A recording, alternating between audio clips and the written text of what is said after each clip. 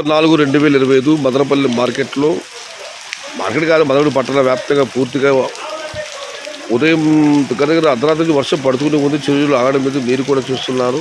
ఇది ప్రస్తుతం మదనపల్లి మార్కెట్ కానివ్వండి, మదనపల్లి పట్టణం కానివ్వండి పరిస్థితి.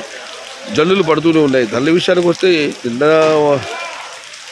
రెండు పోలీసులు దిగుమతి ఇవాళ కూడా ఇంచుమించు అలాగే వచ్చింది. ధరల విషయానికి వస్తే ఫిల్టర్ పొడికలు అన్ని క్వాలిటీలు మినహాయిస్తే ఉన్నాయి. టమాటాలు క్వాలిటీ తక్కువ ఉన్నవి 150 రూపాయల దగ్గర 250, 260, 270.